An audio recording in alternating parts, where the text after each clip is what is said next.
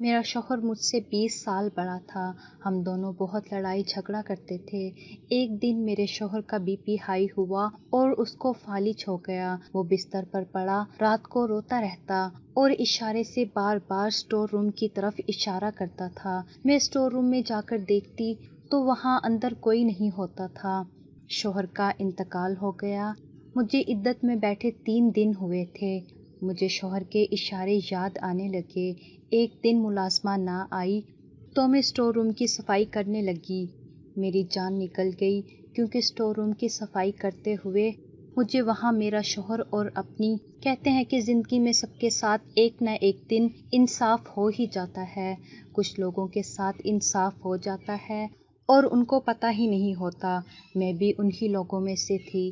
میرا نام مریم ہے۔ میں بہت زیادہ خوبصورت نہیں تھی۔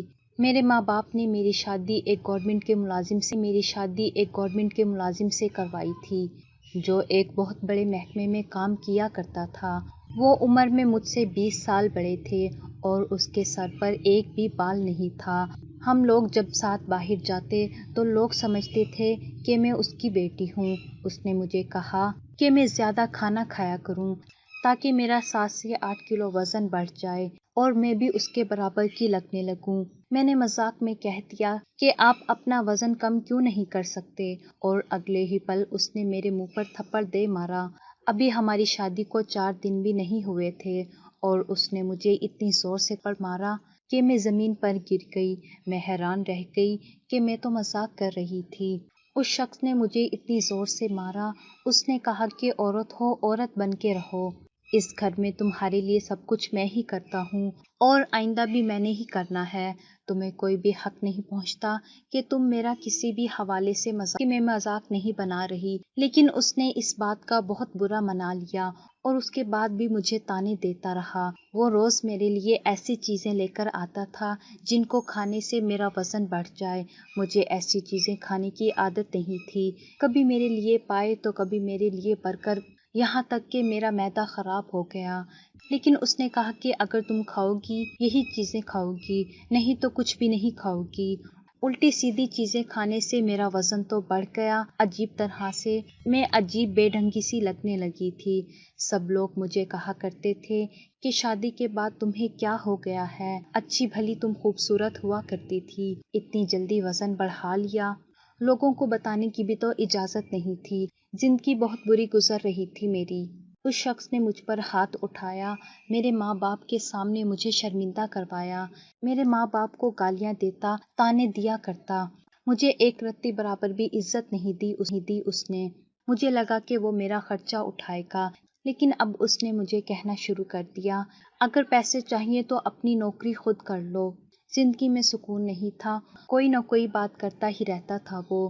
میں نے اسکول میں نوکری کرنا بھی شروع کر دی اور میری حالت ایسی ہوتی تھی کہ کبھی کبھی میں اسکول کی کسی لڑکی کے سامنے ہی رونے لگ جاتی، باتیں بتانے لگتی۔ وہ لڑکی بھی حیران رہ جاتی کہ ٹیچر کو کیا ہو گیا ہے، کیونکہ میرے پاس کوئی بھی نہیں تھا جس سے میں بات کر سکتی۔ میرے شوہر کا کہنا تھا کہ جب تک عورت کو مارو نہیں وہ آپ کے ساتھ اچھے طریقے سے نہیں رہتی، اسی لیے میں اپنی بیوی کو بلا وجہ بھی مارتا رہتا ہوں۔ اپنے دوستوں کے سامنے بھی میری بے عزتی کرواتا رہتا اور ہمارے ہاں کوئی اولاد بھی نہیں ہو رہی تھی۔ زندگی بہت بری ہو گئی تھی لیکن کسی کو کچھ نہیں بتا سکتی تھی۔ سب کے سامنے جھوٹ بولنا پڑتا تھا کہ سب کچھ بالکل ٹھیک ہے۔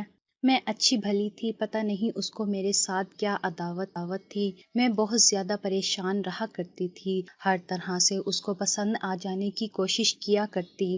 وہ جو کہتا میں مان لیا کرتی، لیکن چاہے میں اس کی جتنی بھی مانوں چاہے نہ مانوں، اس سے مجھ پر غصہ ہی آتا رہتا تھا۔ کبھی کبھی تو مجھے ایسا لگتا تھا کہ کسی اور بات کا غصہ ہے جو مجھ پر نکال رہا ہے، کیونکہ مجھ پر غصہ نکالنے کے بعد وہ اپنے دوستوں کے ساتھ ہی باہر چلا جایا کرتا، دوستوں کے ساتھ ہنسی مذاق بھی کرتا اور بہت زیادہ خوش بھی رہا کرتا۔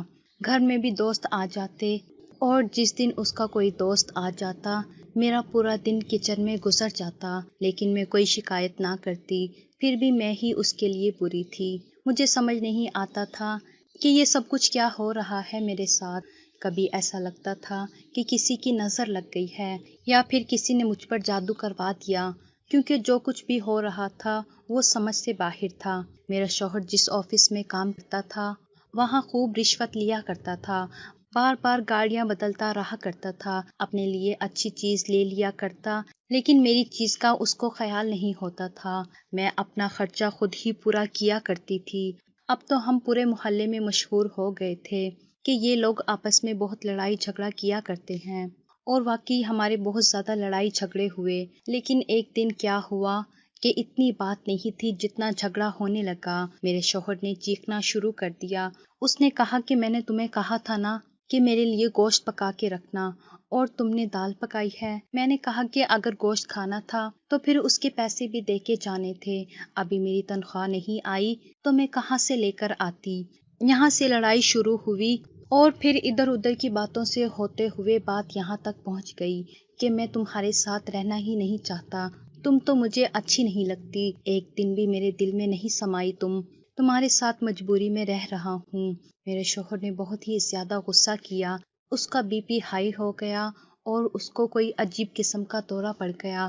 مجھے سمجھ نہیں آ رہی تھی کہ کیا سے کیا ہو رہا ہے۔ رات کا وقت تھا، میں نے ایمبولینس کو کال کر دی اور ڈاکٹر کے پاس لے کر گئے، لیکن ڈاکٹر نے کہا کہ آپ نے دیر کر دی ہے، آپ کے شوہر کو فالج ہو گیا ہے، اب نہ تو یہ چل سکتے ہیں اور نہ ہی بول سکتے ہیں، ان کا سارا جسم بیکار ہو گیا ہے سوائے ان کی آنکھوں کے اور ہاتھ کی 2-4 انگلیوں کے علاوہ۔ میرے شوہر کا پورا جسم بیکار ہو گیا تھا۔ اس نے غصہ کر کے اپنا بی پی ہائی کیا اور بی پی ہائی ہونے کی وجہ سے اسے فالج کا دورہ پڑ گیا تھا۔ 2-4 دن اسے ہسپتال میں رکھا گیا اور اس کے بعد گھر لے آئے۔ اب میں اس کا خیال رکھا کرتی تھی، وہ کچھ بولتا نہیں تھا اور ہل بھی نہیں سکتا تھا۔ اس کی آنکھوں میں مجھے کوئی ندامت اور شرم نظر نہیں آتی تھی۔ میں بھی اس بات سے بالکل بھی خوش نہیں تھی۔ سب کچھ کیا ہوا ہے، وہ میرا شوہر تھا، میرے دل میں یہ بات آ ہی نہیں سکتی تھی۔ بیوی کبھی بھی اپنے شوہر کا نقصان نہیں کروانا چاہتی، چاہے شوہر جیسا بھی ہو۔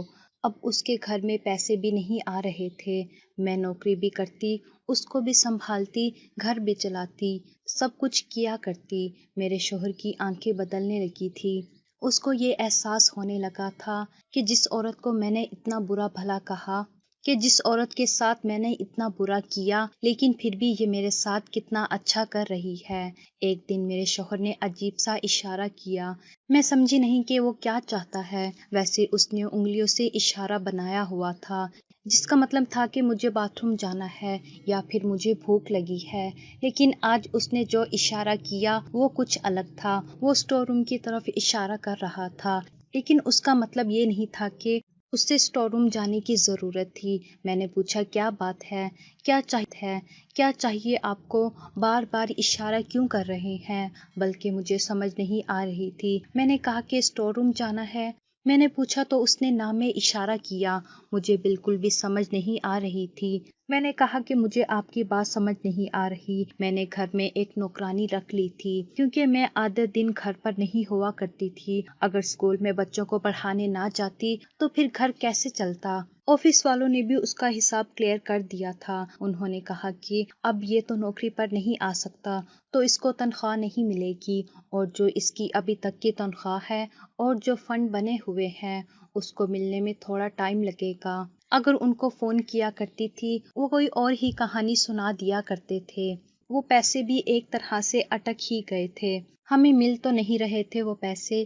میرے شوہر کا کام ایسا تھا کہ اسے بہت سے لوگ جانتے تھے، اس سے ڈرتے تھے کہ اس کے دستخط کے بغیر فائل مکمل نہیں ہو، کے لیے لاکھوں روپے کی رشوت بھی لیا کرتا تھا۔ لیکن اب اس کی حالت ایسی ہو گئی تھی کہ واقعی اس پر رحم آتا تھا۔ اس کے کچھ رشتے دار بھی تھے جو پہلے تو اس کے آس پاس منڈلاتے رہتے تھے، اس سے پیسے وغیرہ بھی لے جایا کرتے تھے، لیکن آج کل بالکل بھی گھر نہیں آتے تھے، فون بھی نہیں کرتے تھے۔ میرے شوہر کو احساس ہو گیا تھا کہ اس مشکل وقت میں اس کی بیوی اس کے کام آ رہی ہے۔ میرا شوہر ہر روز رات کو اسٹور روم کی طرف اشارہ کرتا اور روتا رہتا، میں بھی رو پڑتی تھی۔ مجھ سے اس کی حالت نہیں دیکھی جاتی تھی۔ ہماری شادی کو اتنا عرصہ تو نہیں ہوا تھا، صرف 3 سال کا عرصہ ہی تو ہوا تھا۔ ہاں یہ بات الگ ہے کہ اس 3 سال میں اس نے میرا بہت خون جلایا تھا، مجھے بہت تکلیف دی تھی، لیکن میں نے اسے معاف کر دیا تھا کیونکہ شاید اس کو سزا مل چکی تھی۔ میں اسے سزا نہیں دینا چاہتی تھی۔ میرا شوہر بار بار روتا تھا اور اسی طرف بار بار اشارہ کرتا تھا۔ میں اس کی ضد پر جا کر دیکھتی بھی تھی، لیکن اسٹور روم میں ایسا کچھ نہیں تھا، نہ تو کوئی ایسی چیز جو اس کو چاہیے تھی اور نہ ہی کوئی ایسی چیز جو اس کی تھی۔ انسان جو بستر مرگ پر پڑا ہے، وہ اگر کوئی بار بار بات کرے تو ظاہر ہے کہ وہ ایک ضروری بات ہوگی، لیکن مجھے سمجھ نہیں آ رہا تھا۔ ایک دن میرے شوہر کی کزن بھولے بھٹکے وہاں آ گئی۔ شوہر سے تو نہیں ملی لیکن میرے ساتھ عجیب و غریب قسم کی باتیں کرتی رہی۔ کہنے لگی کہ ان کی بقیہ تنخواہ اور فنڈ کے پیسے کب ملیں گے۔ میں نے کہا کہ مجھے نہیں پتا، میں تو روز فون کرتی ہوں، لیکن وہ کوئی نہ کوئی بہانہ کر دیتے ہیں۔ وہ تو کافی سارے پیسے ہوں گے، ان کا کیا کرو گی؟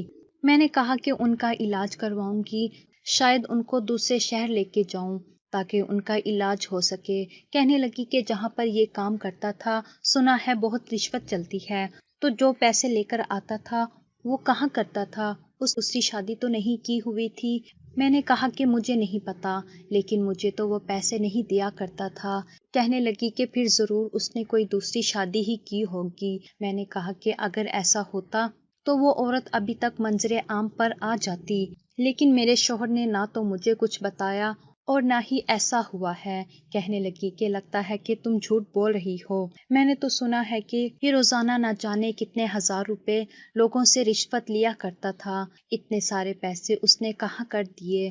تمہارے ہی ناز نخرے اٹھائے ہوں گے۔ مجھے بھی غصہ آ گیا اور میں نے کہا کہ دیکھو، میں نوکری کے لیے مہینے کے 30 دن ذلیل ہوا کرتی تھی، گرمی ہو یا سردی میں ضرور جایا کرتی تھی اپنے کام پر، ہزاروں بچوں کے ساتھ اپنا دماغ خراب کیا کرتی تھی، تب کہیں جا کر مجھے وہ 25,000 روپے ملا کرتے اور وہ بھی گھر میں کھانے پینے میں لگ جایا کرتے تھے۔ مجھے نہیں پتا، اس کے پیسوں کو اگر تم نے تلاش کرنا ہے تو کر لو، اس کے پیسوں کو بھی اور اس کی دوسری بیوی کو بھی، اور وہ جب مل جائے تو مجھے بتا دینا، اس سے زیادہ میں کچھ نہیں کہہ سکتی۔ اس نے کہا کہ تم بہت بدتمیز ہو، تمہارا شوہر بھی ایسا ہی بدتمیز تھا، تبھی اس کے ساتھ یہ سب کچھ ہوا ہے، دیکھنا کہیں تمہارے ساتھ بھی ایسا نہ ہو جائے۔ وہ چارپائی پہ پڑا ہے، تم اس کی دیکھ بھال کر رہی ہو، اگر تم بھی چارپائی پر پڑ گئی تو پھر تمہاری دیکھ بھال کون کرے گا؟ دونوں میاں بیوی اسی طرح پڑے اس دنیا سے رخصت ہو جاؤ گے۔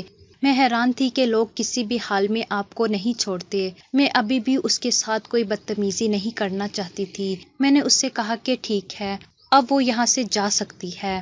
وہ وہاں سے چلی گئی۔ میں نے اپنے شوہر کو یہ سب کچھ بتایا، وہ بھی سن رہا تھا، سمجھ بھی رہا تھا لیکن بول نہیں سکتا تھا، اس کی آنکھوں میں بھی آنسو آ گئے۔ وہ مجھ سے بہت ساری باتیں کرنا چاہتا تھا لیکن اب وہ بول نہیں سکتا تھا۔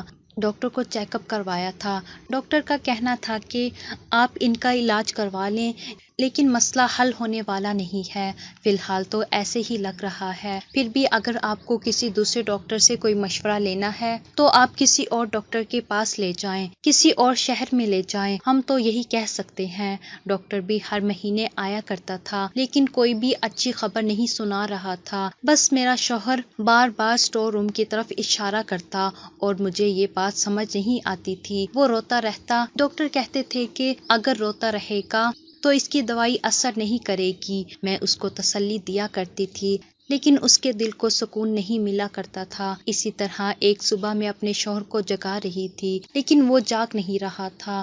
تھوڑی دیر کے بعد مجھے احساس ہوا کہ وہ شاید اس دنیا میں نہیں ہے۔ میرے قدموں تلے سے زمین نکل گئی۔ میں نے فوراً ڈاکٹر کو بلایا۔ ڈاکٹر نے کہا کہ یہ تو شاید رات میں ہی اس دنیا سے رخصت ہو گئے اور یہی ان کے لیے اچھا تھا کیونکہ اس طرح کی زندگی کو جیا نہیں جاتا، تو جب انسان اپنی امید چھوڑ دیتا ہے ویسے بھی زندہ نہیں رہا جاتا۔ مجھے اپنے شوہر کے جانے کا بہت دکھ تھا، اس نے چاہے جتنا بھی برا کیا ہو پھر بھی اس کے ساتھ ایسا کچھ نہیں ہونا چاہیے تھا، اسے زندہ رہنے کا حق حاصل تھا۔ شاید اسے دفنا دیا اور میں عدت میں بیٹھ گئی۔ میں نے کہا کہ میں عدت پوری کروں گی۔ اس بیچ میں میرے گھر میں نوکرانی آیا کرتی تھی اور گھر کے کاموں کو وہی کیا کرتی تھی، باہر سے سامان وغیرہ بھی وہی لا کر دیا کرتی تھی۔ میں باہر بالکل بھی نہیں جاتی تھی۔ اپنے شوہر کی روح کو عزت دینے کا میرے پاس یہی طریقہ تھا کہ میں عدت پوری کرتی، اور میں یہی کرتی رہی۔ ایک دن دروازے پر دستک ہوئی اور مجھے نوکرانی نے آ کر بتایا کہ آپ سے کوئی عورت ملنا چاہتی ہے، اس کے ساتھ 2 بچے بھی ہیں۔ میں نے کہا کہ نام کیا ہے اس کا؟ جب اس نے مجھے بتایا تو میں نے کہا کہ میں تو ایسی کسی عورت کو نہیں جانتی، اس سے بیٹھک میں بٹھاؤ، میں آ رہی ہوں۔ جب میں گئی تو میں نے اس عورت کو دیکھا، میں نے اس کو واقعی پہلے کبھی نہیں دیکھا تھا، اور ان بچوں کو بھی نہیں۔ اس نے کہا کہ میں تمہارے شوہر کی دوسری بیوی ہوں، ہماری شادی کو 2.5 سال ہو گئے ہیں، یعنی جب اس نے تم سے شادی کی اس کے 4 مہینے بعد ہی اس نے مجھ سے شادی کر لی۔ میں اپنے بچوں کا اور اپنا حق لینے آئی ہوں۔ میں نے جب اس کی یہ بات سنی تو میں حیران رہ گئی۔ اس کا مطلب ہے کہ شاید میرے شوہر کے رشتہ داروں کو بھی شک تھا کہ میرے شوہر نے دوسری شادی کر لی، تبھی تو وہ یہ بات کر کے گئی تھی۔ جو عورت اس دن میرے گھر آئی تھی جھوٹ نہیں بول رہی تھی۔ میں نے کہا کہ مجھے تو اس بارے میں پتہ نہیں تھا، اور تمہیں شرم نہیں آئی کسی کے شوہر سے دوسری شادی ہوئے؟ اس نے کہا کہ دیکھو، شرم کی بات مجھ سے نہیں کرو، میں بھی مجبور تھی، اور میں تم سے زیادہ خوبصورت ہوں۔ وہ مجھے پسند کرتا تھا، اس نے مجھ سے شادی کر لی، اور 2.5 سال میں 2 بچے بھی پیدا ہو گئے۔ میں حیران تھی۔ میں نے کہا کہ آج میرے بچے ہوتے تو میں کم از کم اکیلی تو نہ ہوتی۔ میں نے کہا کہ خوبصورت تو میں بھی تھی، لیکن اس نے جان بوجھ کر مجھے بدصورت بنانے کی کوشش کی۔ اس نے کہا کہ مرد ایسا کیوں کرے گا، شاید تمہاری قسمت ہی خراب ہے۔ لیکن یہ ساری باتیں اب ماضی میں چلی گئی ہیں، وہ اس دنیا سے چلا گیا ہے، بس میرے بچوں کا حصہ چاہیے۔ میں نے کہا کہ وہ کچھ بھی چھوڑ کر نہیں گئے ہیں، اس کی نوکری والوں نے بھی ابھی تک پیسے نہیں دیے۔ جب وہ پیسے آئیں گے تو اس میں سے میں تمہیں آدھے پیسے دے دوں گی، اور یہ گھر بھی ویسے کرائے کا ہے۔ اس گھر کو تو میں چلاتی تھی، تمہارا شوہر نہیں چلاتا تھا، پیسے تم پر ہی لٹا کر آیا کرتا تھا، تبھی تو اس گھر میں 1 روپیہ بھی نہیں ہوتا۔ تم اس کی زندگی میں عیش کرتی رہی ہو، اب تمہیں کیا چاہیے؟ اس عورت نے مجھ سے جھگڑا کرنا شروع کر دیا اور گھر میں تلاشی لینے لگی۔ میں نے کہا کہ کچھ بھی نہیں ہے، جاؤ یہاں سے۔ میرا BP بڑھنے لگا، مجھے بہت زیادہ غصہ آ رہا تھا۔ وہ عورت بڑی ہی زیادہ ضدی تھی، لیکن جب اسے کچھ بھی نہ ملا تو وہ وہاں سے چلی گئی۔ اس نے کہا کہ میں بھی نظر رکھوں گی، جب اس کی تنخواہ کے پیسے آئیں گے تو میں اپنا حصہ لینے کے لیے آ جاؤں گی، مجھے سب کچھ پتہ چل جائے گا۔ میری نوکرانی نے مجھے 2-3 دن بعد بتایا کہ وہ اس عورت کو جانتی ہے، یہ تو غلط کام کرتی ہے، یہ اسی طرح لوگوں سے شادی کرتی ہے، پھر بعد میں ان کی دولت مانگتی ہے، طلاق لینے کے بعد کہتی ہے کہ مجھے میرے بچوں کا خرچہ دے دو۔ پتہ نہیں اس نے یہ سب کچھ کیوں کیا، لیکن یہ اچھی عورت نہیں ہے، اس کو تو سارا محلہ جانتا ہے۔ میں نے کہا کہ میری زندگی میں کچھ بھی اچھا نہیں ہو سکتا۔ شوہر نے بھی مجھے تنگ کیا، میرے لیے اتنی مصیبت بنا کے چلا گیا، میں کیا کروں؟ ابھی مجھے عدت میں بیٹھے زیادہ وقت نہیں ہوا تھا، مجھے اپنے شوہر کا بار بار خیال آتا تھا کہ کیوں وہ اسٹور روم کی طرف اشارہ کرتا تھا۔ آخری وقت میں وہ یہی کرتا رہا تھا، اور میرے دماغ میں اس کی یاد بس گئی تھی۔ عورت بھی بہت عجیب ہوتی ہے، جب کسی سے محبت کرتی ہے تو اس کی بے وفائی بھی معاف کر دیتی ہے، لیکن مرد کے اندر اتنی طاقت نہیں ہوتی۔ مجھے تو آج تک یہ سمجھ نہیں آیا کہ میرے شوہر نے میرے ساتھ اتنا برا سلوک کیوں کیا، جبکہ میں نے اس کا کچھ بھی نہیں بگاڑا تھا۔ میں تو اپنے گھر سے یہی سوچ کر آئی تھی کہ ہمیشہ اس کا ساتھ دوں گی، دیکھنے میں بھی بری نہیں تھی، لیکن شاید اس کے دل میں نہ بیٹھ سکی۔ عورت خوبصورت ہے یا نہیں، اس کی اپنی خوبصورتی تو طے نہیں کرتی، نظر طے کرتی ہے۔ اگر مرد کی نظر کو کوئی عورت خوبصورت لگ جائے اور وہ خوبصورت نہ بھی ہو تو وہ اسے ملکہ بنا کے رکھتا ہے، اور کبھی کبھی اچھی شکل و صورت والی عورتیں بھی جب مرد کی منظور نظر نہ بنے تو ان کی حالت میرے جیسی ہو جاتی ہے، کیونکہ آج کل تو حالات ہی ایسے ہیں۔ دن رات ٹینشن میں رہتی تھی، روتی رہتی تھی، اور کھانے پینے کو بھی کچھ بھی نہیں ملتا تھا، لیکن اب میرے پاس کیا رہ گیا تھا؟ میری عمر بھی اتنی زیادہ نہیں ہوئی تھی، لیکن مجھ سے کسی نے شادی نہیں کرنی تھی، اور نہ ہی میرا شادی کرنے کا کوئی ارادہ تھا۔ میں شادی نہیں کرنا چاہتی تھی، میں تو بس یہ چاہتی تھی کہ اپنی زندگی کو اپنے طریقے سے چپ چاپ گزار لوں۔ میرے دل سے سارے جذبات مر چکے تھے، تو میری زندگی کا کوئی مقصد ہی نہیں تھا۔ میں عدت میں بیٹھی تھی اور اسکول بھی نہیں جا پا رہی تھی۔ میرے شوہر کے پیسے بھی نہیں آ رہے تھے۔ اس کی دوسری بیوی بار بار فون کیا کرتی تھی اور کہتی تھی کہ پیسے کب آئیں گے۔ اس نے مجھے تنگ کر رکھا تھا۔ میرے گھر میں بالکل بھی پیسے نہیں تھے۔ میں نے اپنی نوکرانی سے کہا کہ لی جائے کیونکہ میں اس کو تنخواہ نہیں دے سکتی تھی۔ ایک دن میں بہت حیران ہوئی جو وہ خود میرے لیے کھانا بنا کر لائی۔ اس نے کہا کہ آپ بہت اچھی ہیں بی بی جی، آپ نے میرا بہت خیال رکھا ہے۔ میرے پاس تو اتنا ہی ہے، میں آپ کے لیے اتنا ہی کر سکتی ہوں۔ اس دن احساس ہوا کہ اگر آپ اچھے لوگوں کے ساتھ اچھا کریں تو وہ آپ کے ساتھ اس سے بھی زیادہ بڑھ کر اچھائی کرنے کی کوشش کرتے ہیں۔ اس کے پاس تو خود کچھ نہیں ہوتا۔ اس کے 4 بچے تھے۔ میں تو اس پر بوجھ نہیں بننا چاہتی تھی۔ میں نے اس سے کہا کہ اگر میرے حالات بہتر ہو گئے تو میں اسے نوکری پر رکھ لوں گی اور اس کی تنخواہ بھی دے دوں گی۔ میرے شوہر کے آفس والے بھی پیسے نہیں دے رہے، شاید وہ پیسے کھا جانا چاہتے تھے، اور ادھر اس کی بیوی نے بھی مجھے بہت زیادہ تنگ کر رکھا تھا۔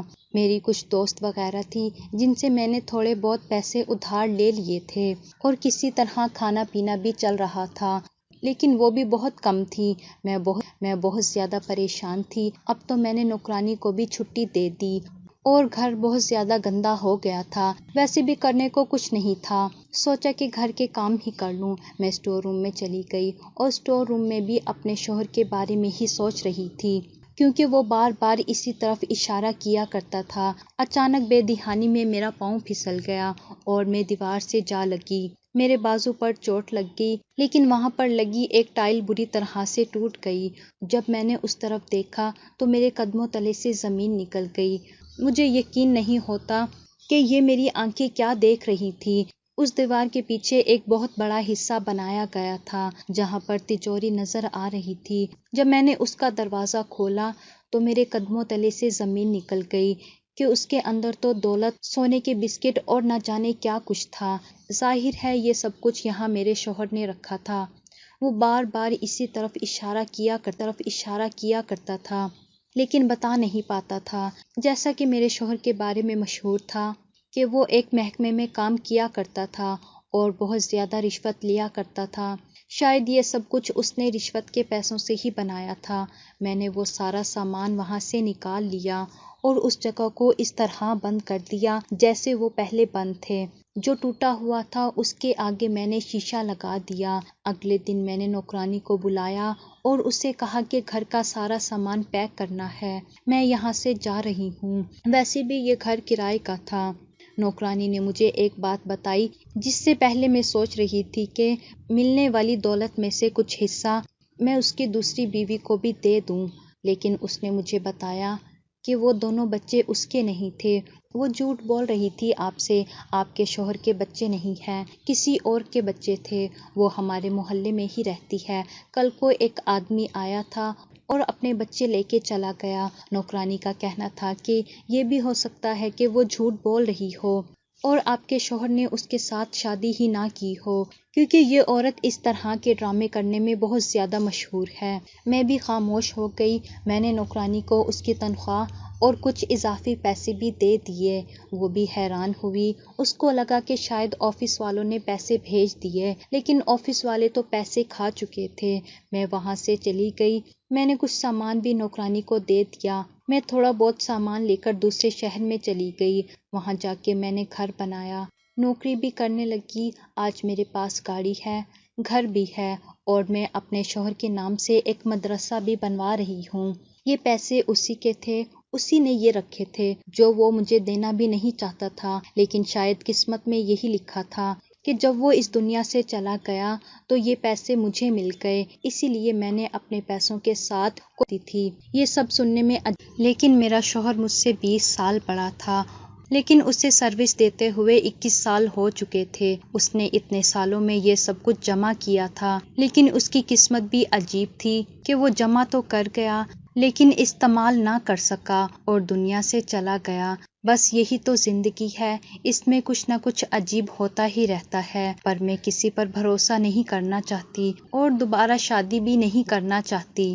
فی الحال میں کچھ سال ایسے ہی گزار دینا چاہتی ہوں۔ میں آگے پڑھائی بھی کر رہی ہوں تاکہ مجھے اس سے اچھی نوکری بھی مل جائے، کیونکہ دولت کا چاہے آپ کے پاس دریا ہی کیوں نہ ہو، ایک دن ختم تو ہو ہی جاتا ہے۔ میں اپنے شوہر کو اچھے الفاظ میں یاد کرتی ہوں، اس کے ایصال ثواب کے لیے کوئی نہ کوئی ختم وغیرہ بھی پڑھاتی رہتی ہوں، کیونکہ وہ جیسا بھی تھا تو میرا شوہر